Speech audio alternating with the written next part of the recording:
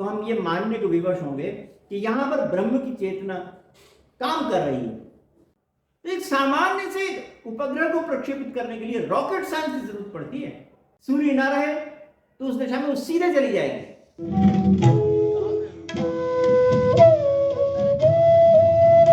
मान्यवर, जगत मीमांसा में वेदांत और विज्ञान, इस व्याख्यान माला के अंतर्गत मैं आप सभी महानुभावों के समक्ष उपस्थित हूं।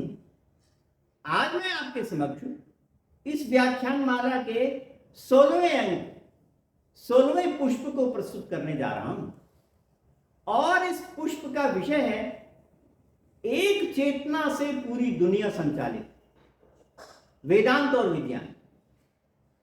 वेदांत में यह माना गया है कि संपूर्ण सर्वत्र एक चेतना है, ब्रह्म की एक चेतना है और उससे समूचा विश्व, समूचा ब्रह्मांड संचालित हो रहा है। समूचा विश्व, समूचा ब्रह्मांड तो वेदांत की दृष्टि से बहुत छोटा है। जितने भी आकाश गंगाएं हैं, जितने भी आकाश गंगाओं के पश्चात महान से महान विश्व है, उन सबको संचालित करने वाला वह एक है। कौन? ब्रह्म, एक चेतना। ऐसी मान्यता वेदांत की है। तो वह सभी जो कार्य हो रहे हैं, जो फिजिक्स के अनुसार जो जड़ पदार्थों में भी जो काम हो रहे हैं, जो संचालन हो रहा है, वो सब कुछ उस चेतना के द्वारा नियंत्रित होकर हो रहा है, उस चेतना की शक्ति से परिचालित होकर हो रहा है। ये वेदांत का मानना है। परंतु विज्ञान का मानना ऐसा नहीं है। विज्ञान का मानना तो यह है कि जितने भी काम हो रहे हैं वो अपने नियमों के अनुसार हो रहे हैं। फिजिक्स के कुछ नियम होते हैं, उन नियमों के द्वारा वह संचालित होता है, तो उन नियमों के अनुसार काम हो रहे हैं। हम ये कह सकते हैं कि सामान्यतया बहुत से काम फिजिक्स के नियमों के अनुसार संचालित होते हैं। परंतु अगर कहीं पर हम ये देखें कि जो हमने चेतना का विशिष्ट लक्षण बताया था कि कर्तुम अकर्तुम अन्यथा कर्तुम वाली स्थिति हो, तो उस दशा में हम उस ब्रह्म की चेतना का उपयोग करेंगे कि नहीं? करेंगे ही। अगर वहां पर जो चेतना है, चेतना की जो विशेषता है, उस विशेषता के अनुसार अगर काम हो रहा हो, तो हम ये मानने को विवश होंगे कि यहां पर ब्रह्म की चेतना काम कर रही है और उसकी चेतना से वह संचालित हो रहा है। तो वेदांत के विद्वान संपूर्ण विश्व में, संपूर्ण ब्रह्मांड में, संपूर्ण आकाश गंगा में ऐसी ही परिस्थिति देखते हैं कि वहां पर ब्रह्म की चेतना के अनुसार इस प्रकार काम हो रहा है। हम कुछ उदाहरण आपके समक्ष प्रस्तुत करने जा रहे हैं। उसके अनुसार हमारी जो पृथ्वी है, वो अभी मैंने कहा आपको कि वो सूर्य से 15 करोड़ किलोमीटर की दूरी पर है। तो विज्ञान विद्वानों ने बताया कि ऐसा कैसे हुआ था। ऐसा हुआ था, सूर्य में कभी करोड़ों अरबों वर्ष पूर्व सूर्य में बहुत बड़ा विक्षोभ आया और विक्षोभ होने के कारण से उसका एक बहुत बड़ा हिस्सा टूट के अलग हो गया। तो वो टूट के जब अलग हुआ तो इतनी 15 करोड़ किलोमीटर की दूरी पर आ गया और वहां पर आकर के बहुत गर्म था, धीरे धीरे ठंडा हुआ। ठंडा होने पर ये पृथ्वी के रूप में बन गया, परिवर्तित हो गया। ऐसा विज्ञान विद्वानों ने बताया। तो यहां पर इस पृथ्वी में, इस धरती में, उस परिस्थिति में धीरे धीरे जीवन आया और जीवन होके सामान्य छोटे छोटे जो प्राणी हैं उनसे लेकर के अंत में मनुष्य जैसे जो बहुत जटिल विधाओं के शरीर वाले प्राणी हैं, उनका सृजन हुआ, वो आया, ऐसा कहते हैं। तो यहां पर जो इस प्रकार के प्राणी आए वो तब आए जबकि उनके लिए उस प्रकार के रहने की स्थिति थी, वहां पर जो रह सकते थे तब। अर्थात जितनी हमारे पास गर्मी की जरूरत उतनी हो। मनुष्य की हालत देखिए, कितने अल्प सीमा में वो रहता है। 98.5 फ़ारेनहाइट से अगर आधे फ़ारेनहाइट ज्यादा हो जाए तो बुखार आ गया। 98.5 फ़ारेनहाइट से एक आध डिग्री भी कम हो जाए तो कमजोरी आ गई। मतलब मनुष्य कितने स्वल्प सीमांतर में रहता है। इस दुनिया में कितना बड़ा ऊष्मा का भंडार है, उस ऊष्मा के भंडार में से केवल इतना छोटा सा सीमांतर में ये मनुष्य रहता है। तो इतना छोटा सीमांतर चाहिए। अगर किसी ग्रह उपग्रह में इतना छोटा सीमांतर उपलब्ध ना हो तो प्राणी आएगा नहीं, मनुष्य अथवा कोई प्राणी नहीं आ पाएगा, इतना छोटा सीमांतर चाहिए। तो इतने छोटे सीमांतर को यहाँ पर धरती में प्राप्त किया गया।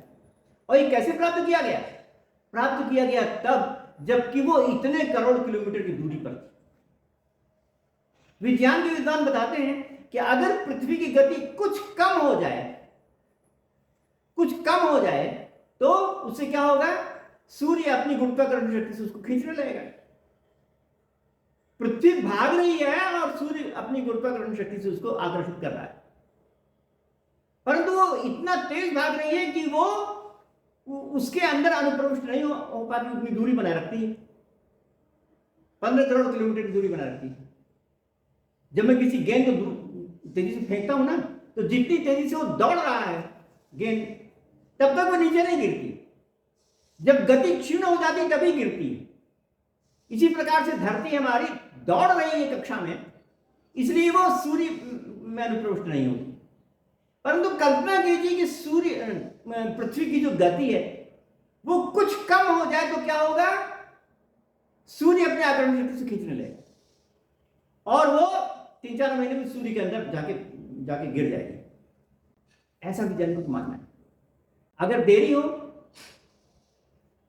अगर तीव्र हो, सूर्य ना रहे तो उस दिशा में वो सीधे चली जाएगी, उसकी आकर्षण शक्ति कम हो जाएगी। अगर दूरी पर हो तो बहुत ज्यादा 15 करोड़ किलोमीटर से आगे 20 करोड़ किलोमीटर पर चली जाए तो आकर्षण बल कम हो जाएगा, तो सीधे चली जाएगी, फिर उसके चारों ओर नहीं घूमेगी। तो कहने का मतलब यह है कि जो धरती इसके चारों ओर घूम रही है और नियमित जो वातावरण बना रही है, वो इतनी दूरी पर ही हो सकता है। 15 करोड़ किलोमीटर की दूरी पर ही हमारा जीवन रह सकता है। तो क्या इतनी लंबी दूरी पर एक निश्चित स्थान पर उसको स्थापित करना एक बहुत बड़ी गणित का परिणाम नहीं है क्या? बहुत बड़ी चेतना वाले गणित का परिणाम नहीं है क्या? तो कहने वाले कह सकते हैं कि ये बस हो गया अकस्मात, 15 करोड़ किलोमीटर पर जाकर के स्थापित हो गई, अकस्मात हो गया।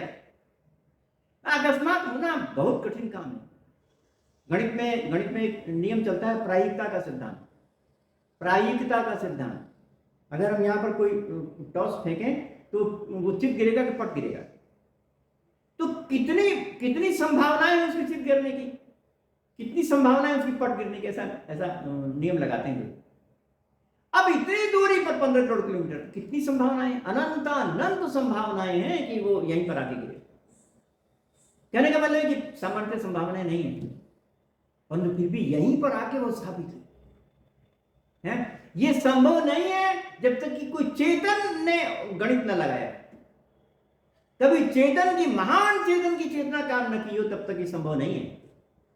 इससे सिद्ध होता है कि इसमें स्थापित करना एक महान गणितज्ञ का काम है। जब एक सामान्य जो अपने देश का, अपने विश्व के जो सामान्य विश्व के जो गणितज्ञ हैं, वो जब किसी रॉकेट को फेंकते हैं और उसको अपनी पृथ्वी की कक्षा पर स्थापित करना चाहते हैं, तो कितने रॉकेट साइंस का काम करना पड़ता है, कितनी बड़ी बुद्धि काम करना पड़ता है। उसका नाम हो गया रॉकेट साइंस। मतलब जो बहुत बड़ा गणित हो, वो बहुत बड़ा है, इसलिए उसका एक रूढ़ शब्द हो गया रॉकेट साइंस। तो बहुत बड़ी बात है। तो एक सामान्य से उपग्रह को प्रक्षेपित करने के लिए रॉकेट साइंस की जरूरत पड़ती है, और इतनी बड़ी धरती को 15 करोड़ किलोमीटर की दूरी पर स्थापित करने के लिए किसी साइंस की जरूरत नहीं है। तो हम ये मानते हैं यहां पर कि ऐसी चेतना की जरूरत है जो कि कर्तुम अकर्तुम अन्यथा कर्तुम कर सकती है। तो ये वेदांत से भिन्नता है, इसमें हम विज्ञान के साथ नहीं दे पाएंगे। ये वेदांत की धारणा है और ये सही है कि ऐसा होता है। इसलिए वेदांत ने माना कि सब कुछ में चेतना का प्रतिफलन हो रहा है, और जो सब कुछ है वो सब कुछ अनेक प्रकार का है। तो जिसमें चेतना के प्रतिफलन करने की जितनी ताकत है वो उतना प्रतिफलन ले लेता है। जैसे अगर प्रकाश है, वो अगर किसी पत्थर पर पड़े या किसी मिट्टी पर पड़े तो मिट्टी चमकेगी नहीं, पत्थर चमकेगा नहीं, परंतु अगर कांच पर पड़ जाए वो तो चमक जाएगा, उसमें रिफ्लेक्शन बड़ी तेज होगा। चमक जाएगा। सूर्य का प्रकाश एक ही जैसा पड़ा, एक बार पड़ा पत्थर पर, एक बार पड़ा कांच पर, परंतु जब कांच पर पड़ा तो चमक गया, पृथ्वी पर पड़ा तो नहीं चमका। तो ये पृथ्वी की विशेषता है ना, कांच की विशेषता है ना, कि वो चमका अथवा नहीं चमका। सूर्य तो एक समान प्रकाश दे ही जाता है। इसी प्रकार से वेदांत की जो चेतना है वो सर्वत्र प्रकाश दे रही है, परंतु वो जब हमारे शरीर पर पड़ता है तो हमारा शरीर जो है इस प्रकार से सोचने लगता है, और सामान्यतया जो जिसको हम जड़ पदार्थ कहते हैं उन पर पड़ता है तो वो उतने चेतनावान प्रतीत नहीं होते, परंतु प्रकाश सब जगह पड़ रहा है। फूलों पर भी चेतना का प्रकाश पड़ रहा है, वृक्ष पर भी चेतना का प्रकाश पड़ रहा है। फूल जो सवेरे सवेरे उठकर और अनेक न जाने कितने प्रकार के रंगों में, न जाने कितने प्रकार की आकृतियों में गजब हो गया ना, एक विशेष प्रकार के रंगों में एक बढ़िया बढ़िया कटिंग के साथ वो आपको उपलब्ध होते हैं। तो क्या वो हम कहें अगर कि वो प्रफुल्लित हो गए, वो हंसने लगे अपनी भाषा में, तो क्या गलती है? लोग तो कह देते हैं कि वो कुछ नहीं करता इसलिए वो जड़ है। हम मान लेते हैं कि नहीं वो प्रफुल्लित होता है, अपनी दिखा दो। मनुष्य की प्रफुल्लता, मनुष्य की ध्वनि, मनुष्य की आवाजें, भाषा अनेक प्रकार की हो सकती है, कुछ स्पष्ट हो सकती है, कुछ नहीं स्पष्ट हो सकती, परंतु चेतना का प्रकाश सब जगह पड़ता है। तो वेदांत ने माना कि चेतना का प्रकाश सब जगह पड़ता है और उसके कारण से सभी अपने अपने रूप में आकर्षित होते हैं। तो इस प्रकार से यह चीज सर्वत्र व्याप्त होती है। तो वेदांत ने जो ये बात बताई है कि ब्रह्म की जो चेतना सर्वत्र प्रसारित हो रही है, उस चेतना से ही सर्वत्र काम हो रहा है, यह अपने आप में सबसे बड़ा सत्य है और हमको उसको स्वीकार करना चाहिए। कम से कम जो भी चेतना का कुछ भी अगर अनुभव किया तो उसको स्वीकार करना चाहिए। फिजिक्स की बातों को स्वीकार करना अपने आप में एक चीज है, परंतु इसको स्वीकार करना भी अपने आप में एक चीज है अवश्य। फिजिक्स के नियमों के द्वारा दुनिया संचालित है, ये बात सही है, परंतु ब्रह्म की चेतना के द्वारा संचालित है, ये बात भी परम सत्य है अपने आप में और कोई विरोध नहीं है। इसलिए हम यहाँ पर वेदांत की इस बात को स्वीकार करते हैं कि ब्रह्म की चेतना से ये संपूर्ण रूप से संचालित होता है। आपने मेरी बात को बहुत ध्यानपूर्वक सुना, इसलिए आपको बहुत